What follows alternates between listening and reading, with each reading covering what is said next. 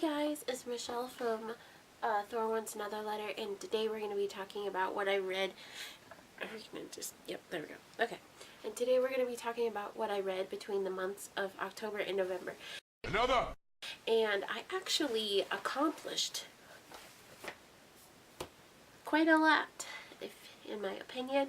I did have a October wrap-up / November TBR picked out, and I had it all filmed, and I edited it, and I exported it, and I tried this new editing thing that was being advertised, and honestly, it's freaking terrible. It was really fun for like the first so-and-so because I thought you could put like images, like if I held, instead of holding up a book, I would just be able to be like, I read, this book, but it didn't work out. And then, as you can hear my sniffle, I have a sinus infection, which really sucks because I wanted it to go away and then shoot this, but then, as more time goes by, I really want to have time to make more videos and vlogs, and I just don't want to, I just don't want to have to, like, worry about it the whole time. So yeah, I was going to just edit my October wrap-up and just kind of whatever, but I'm just going to put October and November together, and then December is going to be a whole different wrap-up / like haul. I don't know.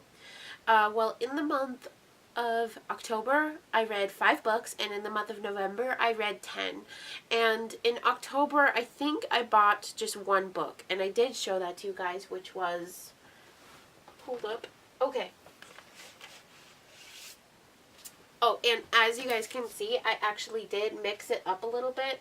I put, I had my TBR shelf like way over here, and it was kind of awkward, and everything's kind of changed up a little bit. I mean, whatever.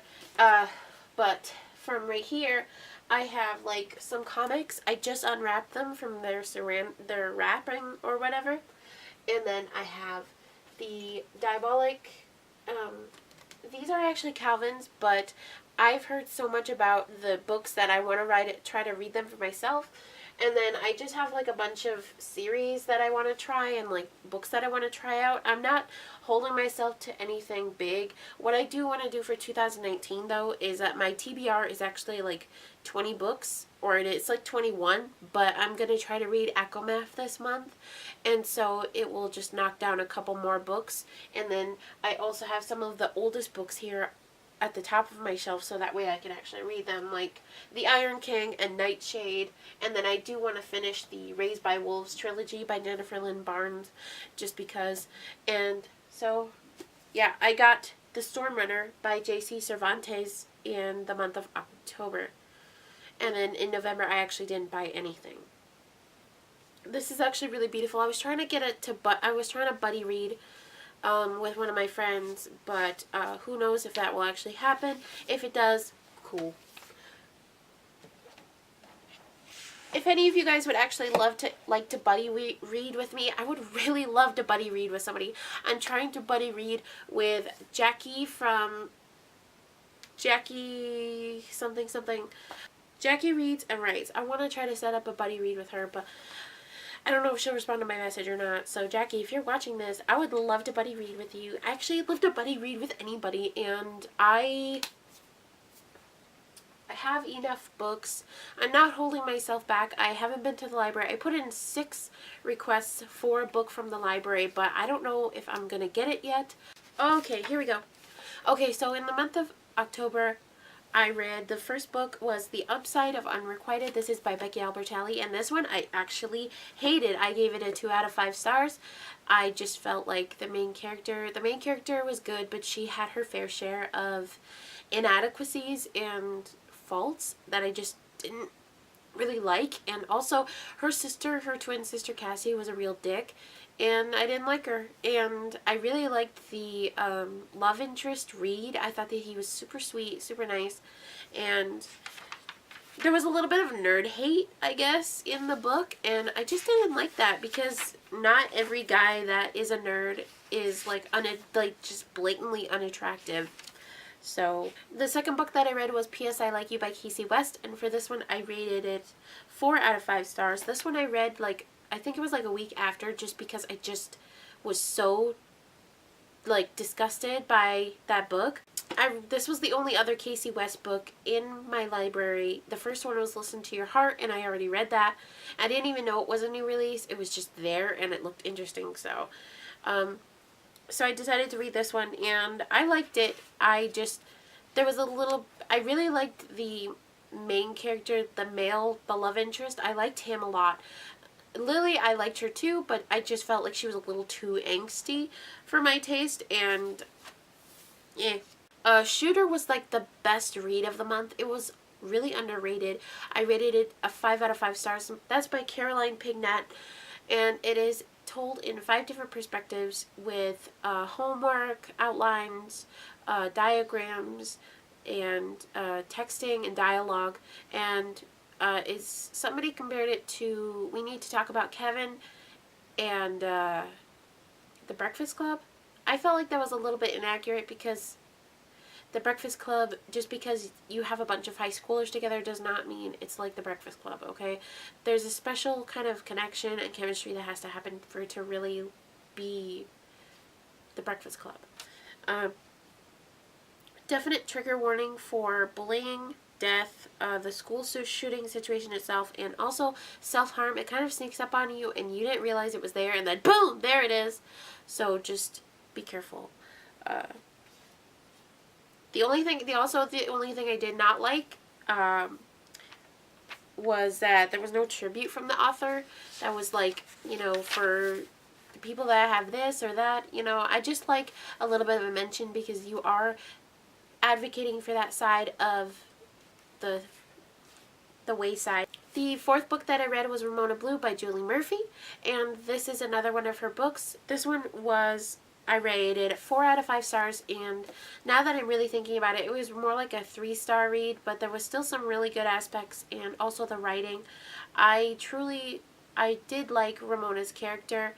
There were a few things that she did that I just was not a fan of, but one thing that Julie Murphy really does a good job of is explaining kind of how sexual fluidity really feels, and how you might be 100% convinced that you only like this type of person, and then the next thing you know, somebody else comes into your life and everything completely changes. So there is that. And I really liked Freddie. There were a few things that he did when he was like really down on himself. It just felt really, you really felt that. And also I really liked the dad character, because even though everything was kind of going to hell in a handbasket, he really tried his best, and he was really working hard. And that is something I really admire in a man, is just him trying to work hard for his family. The 5th book that I read in October, and the last, was From Twinkle with Love by Sanjia Menon, and for this one I gave it a 5 out of 5 stars. This was actually my first interaction with Sanjia Menon. Before that, I heard about From Twinkle with Love, and I wasn't sure about it, so I just decided to get this one from the library. I'd heard a few good things about it, so I decided to check it out. And I was not wrong. I really liked it. I loved the cultural aspect of it. I loved the family aspect of it. The only thing I probably didn't like was just how much all of her feelings and the chip on her shoulder, which I can sort of relate to, but there were things I liked and there were things that I disliked. But I really liked the book, and I am definitely going to check out more from Sanjia Menon, as you will just see in my November wrap up. And so the things that I read was pretty diverse. Altogether, I had 2 5-star reads, 2 4 stars, no 3 stars, 1 and then 1 2-star, which was the upside of Unrequited. And then so we're gonna talk about November.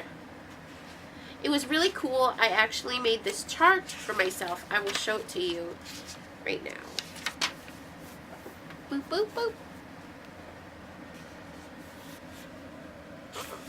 So this is the calendar, and I have everything written, and every time I finished a book I had this heart here, and then for the X, that was actually a DNF, and for that one I actually DNF'd I decided not to read More Happy Than Not, just because of its science fiction. And so you can see all the books that I read, and then also I have the right here, and then these were the dates. And then, but in my other bullet journal, I actually had it, where I actually assigned it a color, and so when I was filling out my reading chart, it was a different color for every single book, and it's kind of like Books on Lala. I will put one of her videos down in the link, and that's where I kind of inspired my look, and also from Super Space Chick. And if you want me to do a video about that, I definitely will. I really want to. I just haven't had the time, per se. So, alright, so the first book that I read in November was Simon versus the Homo Sapiens Agenda. And for this one, is Becky Albertalli. And for this one, I rated it a 5 out of 5 stars. I was actually super excited to read this because I had actually seen Love, Simon first. And I never actually got to really watch it all the way through. And so I read this book and I loved it. Simon was funny and sweet and caring, and honestly had a little bit of a wild side of him, but like it was so down in the closet that it didn't really come out until later. This was really easy to read. It only took me a couple days to read it, and I love the characters, but from reading Leah on the Offbeat and then reading this, Leah was a real bitch. Like, am I the only one that just like was like, why is she acting like this? But at the same time, if you look at some of the things that are happening in the book, you're like, I can totally understand why she would act like that. But I mean, to each their own. The second book that I read in November, which I absolutely hated, was All the Things That Could Go Wrong by Stuart Foster. And for this one, I rated a 1 out of 5 stars. Yes, that's right. 1 out of 5 stars. Personally, I was really excited when I saw it at the library. I was like, yes, OCD rep. There's more things in this, more things that I can expand upon and read more. And I just didn't like it. I couldn't connect to, I connected to, what's his name? Alex, I think. Yeah, I think his name is Alex, right? Anyway, I personally connected to the main character really well. He has OCD, but he also, it's like, he worries all the time, and he worries that people are gonna die, and that's just like, I have that personal feeling, like, a lot of the time, and so I definitely connected to that part of it, and so it kind of gave me a few coping skills, or, like, mechanisms to be like, it's gonna be okay, just go one day at a time.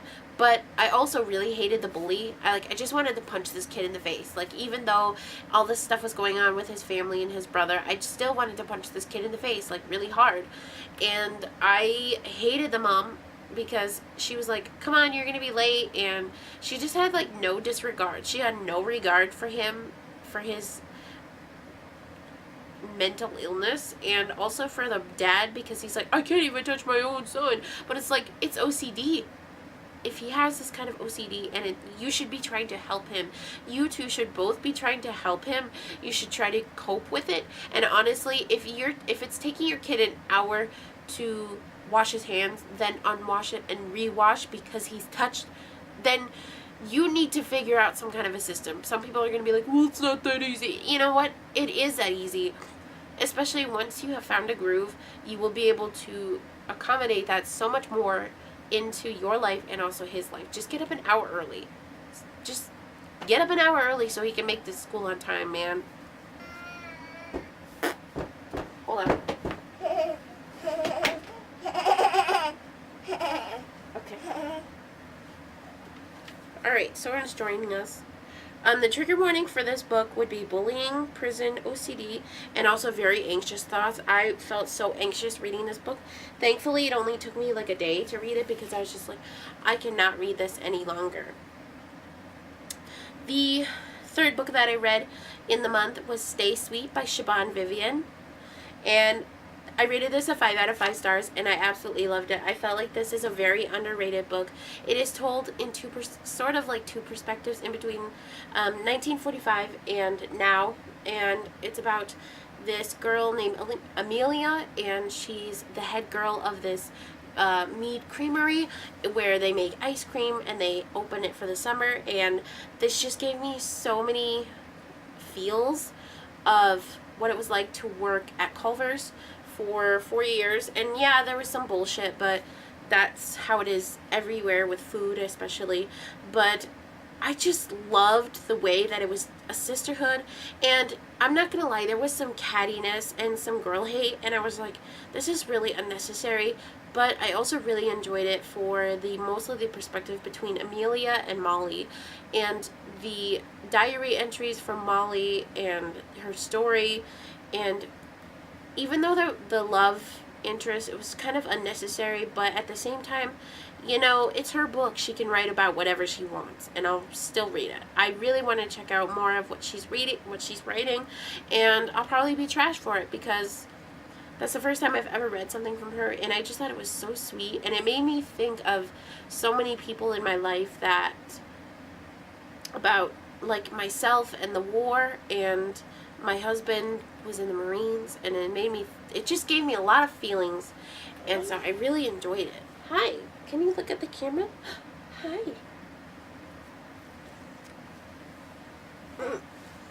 Alright. The fourth book we're talking about is Roomies by Christina Lauren, and for this one I gave it a 5 out of 5 stars, and it only took me a couple days to read it. And the trigger warning is definitely, there's like an assault. There's a lot of sex in this book, so if you don't like reading sex parts, then don't read it, because Christina Lauren is really famous for her, like, romancy. Say bye-bye. Say bye-bye. Alright, we're gonna talk fast. Okay, so I really wanted to read the book, Josh and Hazel's Guide to Not Dating, but they actually didn't have it at the library at the time. Somebody had it all checked out, so I had to wait, and that sucked. And so, the plot was a little bit messy at times, but personally I really didn't care because I really liked the chemistry between Holland and Calvin, and I loved when he called her Halls, and I just loved it. And I really liked the way that Christina Lauren wrote about the music, and it just gave me such vibes because I'm actually ghostwriting with a friend for her novel that she's writing, and totally gave me music vibes, and so it gave me a lot of inspiration to write, and it was amazing. So I don't know if you guys read it before, but was anybody else picturing like Tom Hardy as Calvin? Raise your hand if you thought so. And for Holland, I was definitely picturing like an Amy Adams type girl. We're going to talk about the fifth book that I read, I think, yeah, which was There's Someone in Your House by Stephanie Perkins. Now, I'd heard about Stephanie Perkins from her romance novels, and I wasn't interested in reading those. It just didn't sound like my thing. Like, me and my friend Andy were just like, why do girls go to Europe to like discover themselves? I don't understand it. I don't get it. Personally, I don't really care if I ever get to Europe or not. I want to go to like Australia or like New Zealand or something. Like, hey guys, so my camera died in between number 5, so we're just gonna finish up here in the kitchen because the guys are on a walk, and Sorin is watching Sesame Street right now. Alright, so we left off at There's Someone in Your House by Stephanie Perkins. This one I gave a 4 out of 5 stars. The trigger warnings are gore, death, blood, bullying, sex, and hazing. This one was actually really good. It kind of reminded me of the main character kind of reminded me of Naya from Naya Reads and Smiles, just because she sounded so inquisitive. So this is a story in rural Nebraska about a slew of killings spanning over a week and a half, and to me this totally gave me like Scream vibes. It's like Scream mixed with another like 80s slasher. I thought it was really good. A lot of people have given it like 3 stars or like 2 stars, just because there is a lot of like, there's more romance than there is thriller, and a lot of people don't like that. I don't know why. People are so fucking prudish. No, like, sorry, but people are really prudish about sex, and it's like, sex happens, okay? It just does. Why do you think people reproduce? Because they have sex. Oh my god. Anyway, so Makani Young lives with her grandmother, and she has been kind of cast aside from where she used to live in Hawaii, and her parents don't really talk to her, her old friends don't talk to her, and she kind of keeps this secret, like, boiled deep down hard in her, like, within her. And so far she's managed to find a couple of friends. They're already established friends, but, you know, it's okay. And then once they start hearing about these killings happening, and everybody's curious, who is it, what are they doing it, why are they doing it, and the ending was kind of predictable just because I kind of understood who the killer might be, because the author kind of gives you a name in the beginning of who it, like, not who it could be, but just somebody that kind of stands out. And a lot of people are trying to, like, blame her boyfriend slash love interest, Ollie, but then something happens where he's there, and it's crazy. Like, it had, like I said, it had Scream vibes, and it definitely had a little bit of, like, Saw vibes, where it was all puzzling and calculated, but I really wish that she would have expanded upon it. Like, it was only 280 pages. Yeah, 287 pages, and I definitely would have stuck around for, like, another 100 to 200 pages just talking about it and, like, the trial or, like, anything else, but nope. And but yeah, it was really more like a softcore slasher. And yes, there were parts that were messy, that were just like, why did you put that in there? But some of it made sense, some of it didn't. And you know what? That's a book. That's just how it happens. I also really love the friend circle, and I really wish that we could have gotten some kind of form of closure instead of it just... You should have wrote more, Stephanie. Okay, this next book we're going to be talking about is Whip It. I think her name is Shauna Cross. Yeah, Whip It by Shauna Cross. And for this one, I gave it a 2 out of 5 stars. I actually really did not enjoy this. The content warning, trigger warnings are underage drinking, sex, and there's a lot of cussing, which I cuss, but I don't know, sometimes it's, like, excessive. And if this was supposed to be an indie book about, like, a kick-ass bitch doing roller derby and finding herself, it was dumb. Bliss Cavender was dumb. She was completely, like, she had no idea what the hell was going on in her own life, and she was kind of mean to her friend, and she was mean to her mom, and she just didn't get it, and she was trying to be too angsty, and then, like, just it was so cliche what happened and predictable, and it was like, I really wish that Shauna Cross had expanded upon other characters in the book. I just feel like that they didn't get their ending. I feel like there wasn't enough character development for Bliss and for everybody else. It just wasn't, I didn't like it. Thankfully, it took me like 2 days to finish. I think it was a huge disservice to cast Ellen Page as Bliss Cavender, although I'm totally not gonna knock the movie because I haven't seen it in, like, oh my gosh, I haven't seen it in a really long time. But I'm not gonna bash Drew Barrymore's work just because Drew Barrymore she's kick-ass. The 7th book we're talking about is A Million Miles Away by Laura Avery, and this one I rated a 1 out of 5 stars. I absolutely hated this book. It had a terrible premise. So there's 2 twins. I've read a lot about twins lately. They're twins, and they couldn't be more opposite. One's artsy, one of them's a jock, she's a cheerleader or whatever, and the artsy one has a boyfriend who is in the United States Army, and he has been deployed to Afghanistan, and so they have, like, this party or whatever, and she's cuddling with him, la la la la la, and her sister just assumes that this is just another passing phase, and so she takes her boyfriend to the airport to say goodbye to him, and an hour goes by, she doesn't come back. A couple hours, she doesn't come back. Few more hours, she's like, seriously, you need to show up or text me or something. And it turns out that her sister Michelle has died and passed away. and and this girl, her name is Kelsey, I think. Yeah.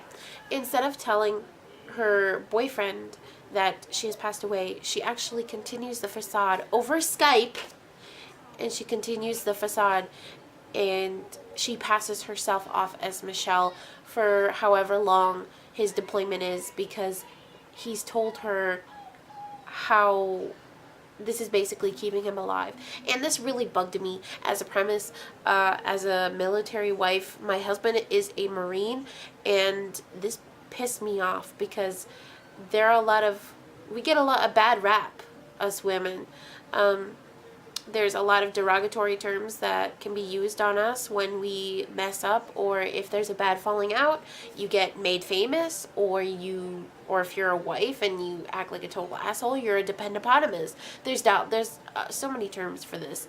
And Laura Avery said that she used her brother as an example. Well, I don't think that she talked to enough people, because this is bullshit. And so I was really pissed, and I decided, you know what, I'm just going to go through it chapter by chapter and just write down what I'm feeling and she had about 13 to 15 different chances that she could have told him, both in Skype and in person. She actually goes to see him in person. Total spoilers for this book. I don't give a shit. And this made me so mad. Also, the author didn't bother to use last names, because she cites this guy named Josh or Joel or something like that. But in the military, most of the people, they use last names. So, like, yeah, McFadden totally flipped out the other day. You know, my friend Ed, well, because I don't want his name. Well, anyway, my friend Ed, my husband still refers to him as Coughlin. So, like, I don't even call him Ed, and my husband doesn't either. He calls him Coughlin, and I call him Coughlin too. And the only time I ever refer to their first names is when I'm reciting him and his wife together. So Ed and Kim, that's the only time I'm ever like saying their real names, is when they're together. And also, she went to the recruiting office to try to track him down, which is absolutely ridiculous. The recruiting office doesn't handle anything like that, and she probably should have known his, like, it was just shitty. Oh, and a lot of it talked about how, like, men don't actually want to be in war, but there's actually a few people that actually, like, are moto as heck, and they want to be there. That's their whole thing. They want to be there. They want to do all this fucked up stuff. So it just really made me mad, and like, I have notes here where I'm just mad. Book number 7, When Dempo Met Rishi by Sanjaya Menon, and for this one I rated it 4 out of 5 stars. And the trigger warnings is there's some girl hate, definite girl hate, guy hate, privilege, semi-abusive behaviors, and there is a scene where there is some sexual content, so be aware of that. This was told in 2 perspectives. By the sake of inconvenience, this actually wasn't by my first book by Sanjaya Menon. I read a book by her earlier in October, and I actually really liked it.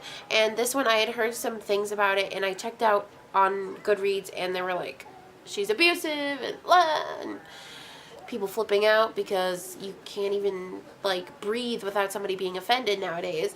But I have to admit, there were parts of this where I was like, okay, you really shouldn't have done that, Dimple. Like, that was kind of mean.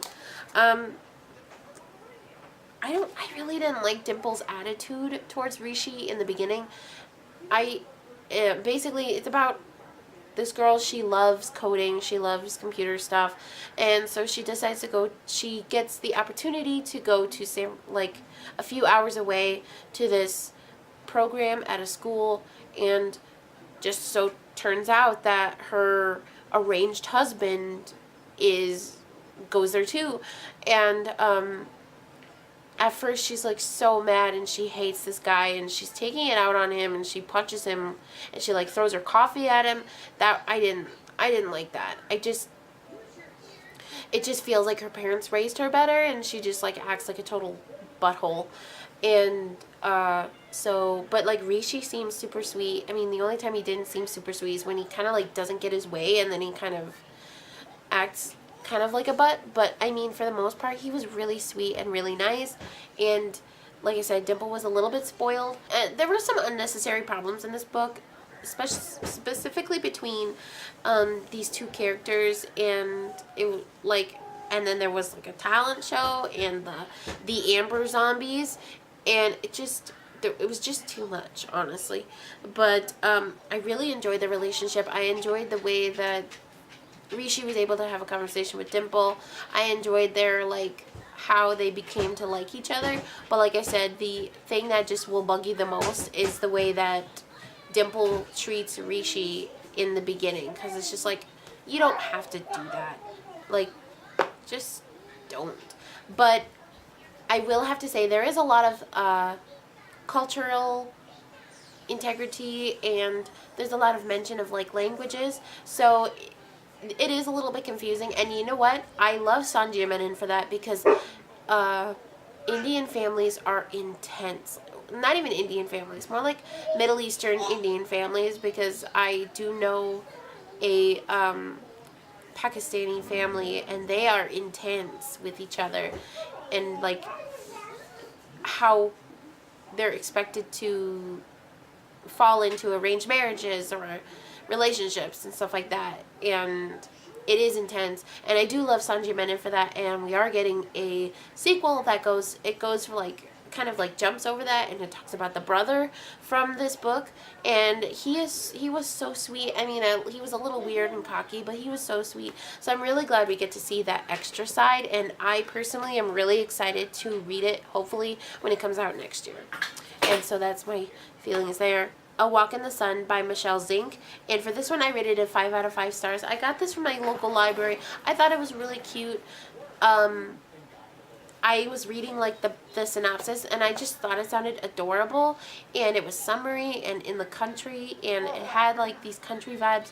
So I actually made up a country playlist for this. So if you want to check it out, I'm gonna post it to my blog before.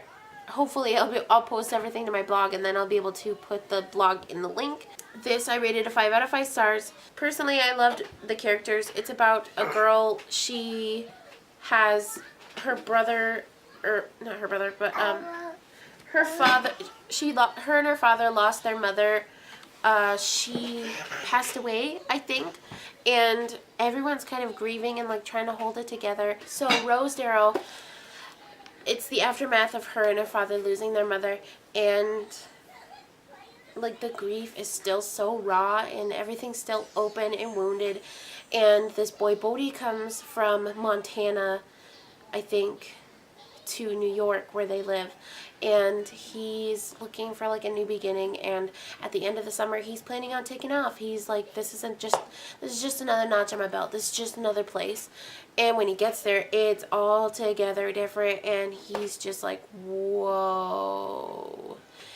And he's a really quiet guy, and she just, at first, she just does not like him. She doesn't want to talk to him. She doesn't really want to just interact with him much. And I think there's one moment where they interact together, and it was really sweet and touching, and they kind of like fall in love, and I loved it personally. I thought this was so adorable, and I really think it's an underrated book. I mean, there are parts of the plot that are kind of like, why is this even here? But you know, you could say that for almost every book. I even cried in this. I think I even cried in this one, and so I hope that you'll look at the link for the playlist. It's called The Ballad of Bodhi and Rose, and it was absolutely beautiful. So yeah, that's that one.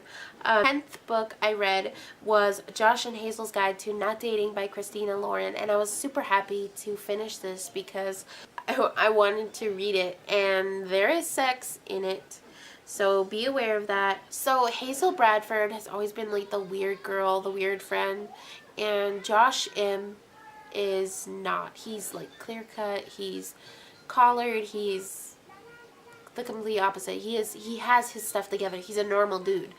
And one day she's a teacher. She's about to enter a new school district, and turns out that her best friend is also the brother, or also the sister to Josh. And so they begin this friendship, and that friendship slowly turns into them trying to hang out with each other and like make dates, so that way they end up going home with each other instead of going home with the dates that they brought for each other. And it's really cute and really sweet, and personally I really loved the book. I really liked the direction that Hazel and Josh took, and I love the fact that in the book Hazel is just like, I'm not going to settle for some normal guy. I'm not going to like change myself just so that way he can feel comfortable in a comfortable setting, because a lot of people are like, because she'll act in a certain way and they're like, oh, she's funny, but then at some point they're like, okay, you need to calm down now and you need to be normal. But she's like, no, I'm not going to be normal. And that really struck out to me, because that's kind of how I am in public, and like how I used to be. And like a lot of people were like, okay, you're a little weird. And I'm like, yeah, I know I'm weird. What are you gonna do about it? And then when somebody says that to you, it just kind of like totally turns you off to them. And so you're like, okay, bye. Like, I don't want to be your friend if you're just gonna like restrict me and like what I do. I'm not about that life. And then the very last thing that I read was Goblin Slayer Volume 1 by Kumo Kagyu. And this one I rated a 5 out of 5 stars. And it's manga. There is very mature rape. Then the anime came out, and a lot of people were so upset about it, because in the anime, in the first like 10 minutes, there's actually a rape scene where this girl is raped by a goblin, and a lot of people were flipping out about it. So I decided, my husband and I checked it out, my friend Andy checked it out, my brother checked it out. Everybody I know seems to actually really like it, and I personally, I love it because it has D&D in it also. So like there's quests and dice. There's a dice roll at the beginning or something like that, and it shows how many things that you can use. And I like D&D, and it is really gruesome, and it is really sad, because you're like, what if the girl says, what if there was one goblin that was good? And he's like, there is no such thing, because of the terrible things that they do. And I really liked it. So those were my reads for November. That was a lot. It was like 11 books. It says 10, but it's actually 11. We will talk to you later. Bye.